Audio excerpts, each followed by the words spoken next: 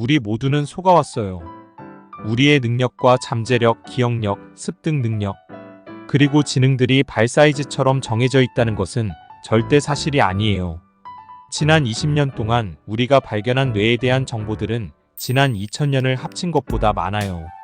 그리고 그 정보가 말하는 한 가지는 우리는 능력과 잠재력을 과소평가한다.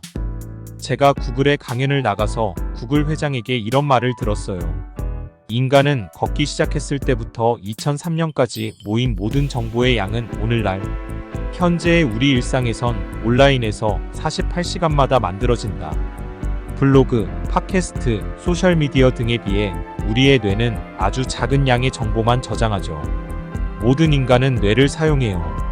그저 특정 사람들이 조금 더 잘 사용하는 거죠. 우리가 학습하는 방식이 100년 전이나 지금이나 같다고 했잖아요. 지금 시청자들도 그렇고 세미나를 가거나 책을 읽을 때도 메모를 하실 텐데 제가 듣기론 지금 대부분 사람들이 아는 메모 방식도 너무 오래된 방식이라 했다고 들었어요. 당신만의 메모하는 방법을 알려주세요. 물론이죠. 전 항상 메모하는 것을 추천해요. 정보를 기억하게 하거든요.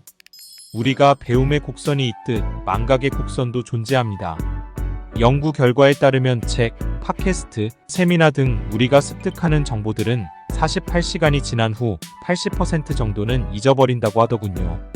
저의 메모하는 법 강의에서도 말했지만 최악의 메모 습관은 무식하게 똑같이 써내려가는 겁니다. 모든 걸 따라서 적는 거죠. 실제로 대학에서 실험을 해봤어요. 모든 단어를 적는 사람들의 이유는 많은 정보를 담으려 하기 때문이었고 그렇게 20장 가까이 메모를 했죠. 하지만 정작 중요한 정보가 뭔지도 몰라요.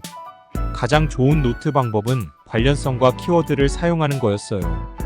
예를 들어서 제가 추천하는 한 가지 방법은 노트 필기를 하기 전 일직선으로 선을 그은 후 노트의 왼쪽에는 받아들인 정보와 키워드를 적고 그리고 오른쪽에는 받아들인 정보가 아니라 정보를 만들어내서 써내려가는 거예요. 받아들인 정보를 이용해서 느낀 점 등 새로운 정보들을 만드는 거죠. 쉽게 말해 왼쪽은 키워드 중심의 메모와 그리고 오른쪽에 쓰는 메모는 완전히 다른 메모가 되는 겁니다. 왼쪽에는 받아들인 정보를 쓰고 오른쪽은 창의적인 정보가 되니까요. 이 방법이 왜 좋은 건가요? 첫 번째로는 집중하는 데 좋아요. 많은 사람들은 정보를 듣는 와중에 다른 생각이 들곤 하잖아요. 주의가 산만해지죠. 이처럼 다른 생각이 들 때 오른쪽에 메모를 하는 겁니다. 다른 성향의 두뇌를 위해 양쪽에 메모하는 거죠. 좌뇌는 더 논리적이고 언어적이며 선형적인 성향을 띠고 우뇌는 상상력과 창의적인 성향을 띠잖아요. 오른쪽엔 창의적 메모를 쓰는 겁니다. 또한 이 방법은 자신에게 질문하게 합니다. 전 모든 답이 질문에서 나온다고 생각해요. 예를 들어 전 메모를 할 때 오른쪽엔 궁금해지는 창의적 질문들을 적죠. 지식과 행동이 필요한 질문을 말이죠. 이 세 가지 질문을 가장 자주 해요. 첫 번째는 이걸 어떻게 사용할 수 있을까? 전 항상 이 질문을 저에게 합니다. 배움의 이유는 단순 배우는 데 있는 게 아니라 어떤 정보를 배움으로 인해서 이익을 취하기 위한 거니까요. 제가 스스로에게 묻는 두 번째 질문은 왜 이걸 반드시 사용해야 할까? 사람들은 행동을 하는 법은 알아도 얻은 지식을 행동으로 옮기진 않아요. 그리고 해야 할 이유를 못 만들면 까먹게 될 겁니다. 이유가 결과를 만들거든요. 그리고 세 번째 질문은 내가 이걸 언제 쓸 수 있을까? 이 질문을 행동으로 옮기기 위해서 우리가 가진 가장 강력한 실행 도구인 캘린더를 추천해요. 핸드폰 속의 앱도 괜찮고 혹은 실제 달력을 이용하는 것도 좋아요. 어디에 써놓지 않으면 그건 현실이 되지 않거든요. 그러니 스케줄을 잡아놔야 행동이 실제로 일어날 겁니다. 메모를 이용한 생각이란 과정을 이용해서 자신에게 질문하는 과정이군요. 그렇기에 페이지를 두 쪽으로 나눠서 이유들을 적어가며 생각을 활성화하는 거네요. 맞아요. 생각을 잡아놓는 거죠. 그리고 수많은 위인들을 봐도 항상 창의적 생각을 일기에 써놓았어요. 레오나르도 다빈치와 머리 퀴리의 일기장은 상상을 초월하는 가격에 팔리죠. 이런 질문을 해보면 어떨까요? 그들이 천재라서 일기장에 그런 메모를 적었을까요?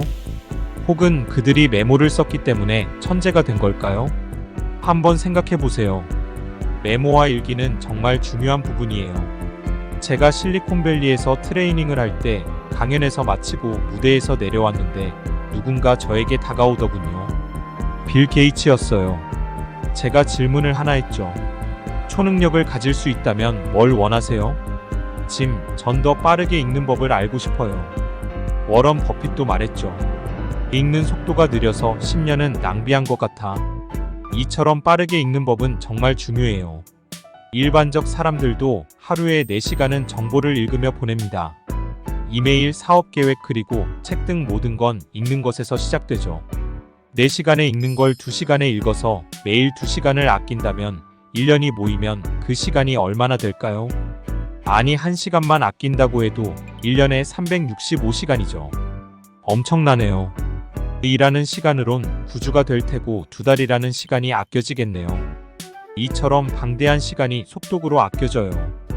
이 영상을 보는 시청자분들 혹은 사업을 하시는 분들, 가장 비싼 비용은 인적자원일 거예요.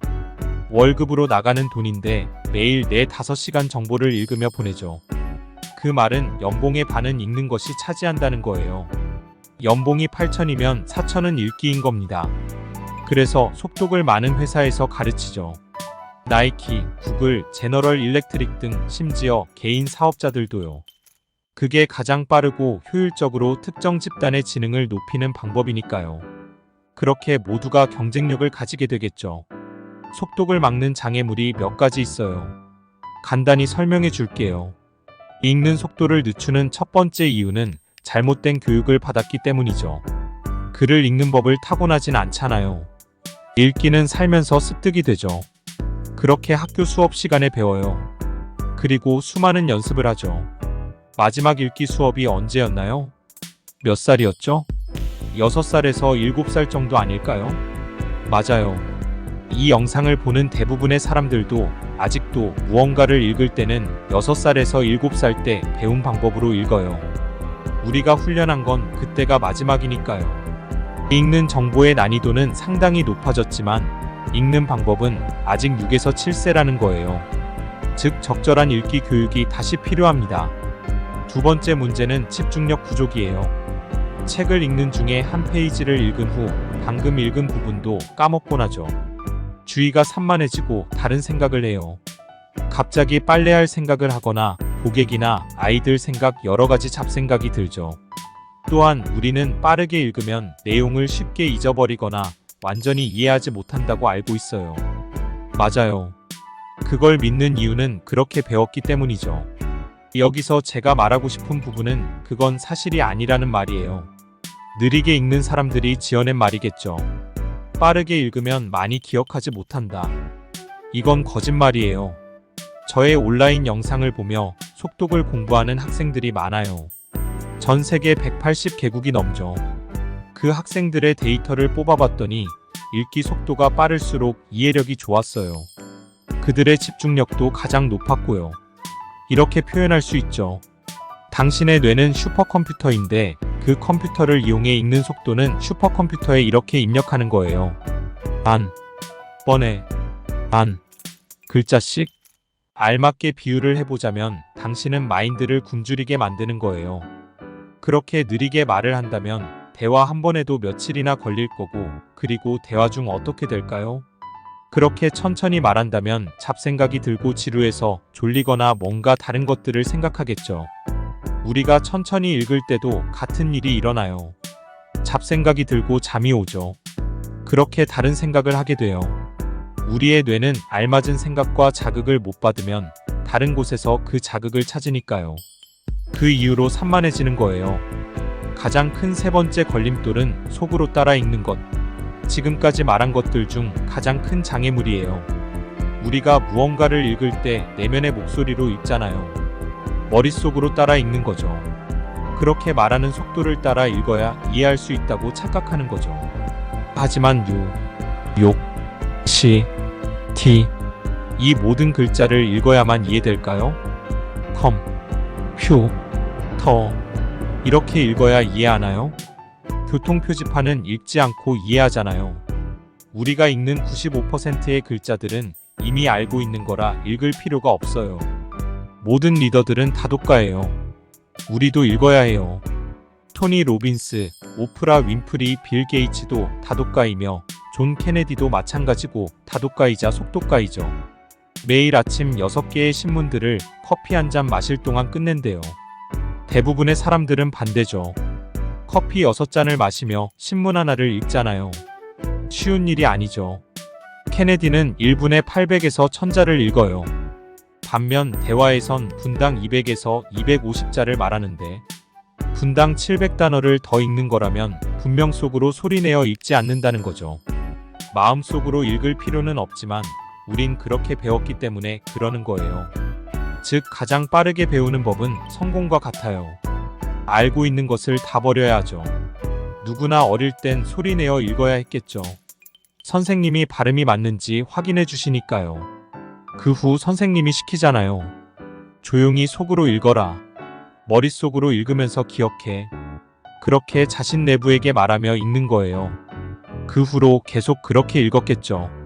그럼 이렇게 생각해 보세요. 팟캐스트나 오디오북을 들을 때 많은 사람들이 배속으로 설정해서 듣죠.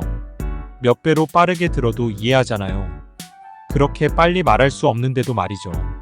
그렇게 생각해 본다면 마음속으로 같이 읽게 된다면 당신이 무언가를 읽기 속도는 말할 수 있는 속도에 제한되겠죠. 생각하는 속도도 이에 따라 제한돼요. 더 빠르고 더 많이 이해할 수 있는데도 어릴 때 배운 잘못된 습관이 모든 걸 제한하죠. 제게 도움을 구하는 사람들은 말해요. 전 똑똑하지도 기억력이 좋지도 않아요. 어떤 한계든지 당신이 도전한다면 당신은 그 한계를 이루게 될 겁니다. 당신이 생각한 한계를 부수려고 싸우면 당신은 그 한계를 넘어설 거라고요. 앞에서 말한 것처럼 우리의 뇌는 슈퍼컴퓨터예요. 그리고 혼잣말로 프로그램을 설치하죠.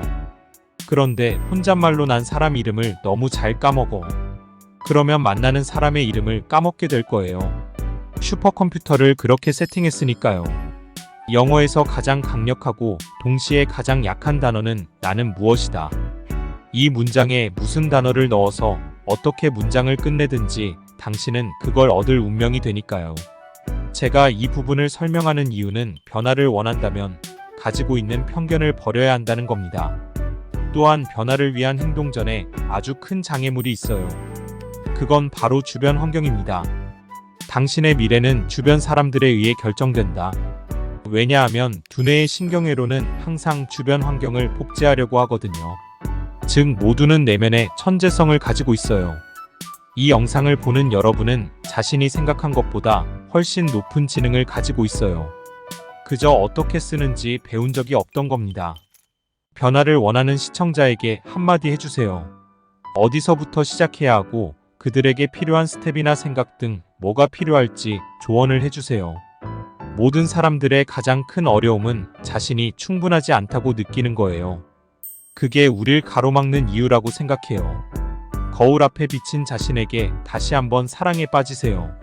수많은 역경을 지나오고도 굳건히 서 있는 자신에게 말이죠. 또한 힘든 시간은 당신을 다시 정의하며 당신을 퇴화 혹은 발전시킵니다. 선택은 당신의 것이에요.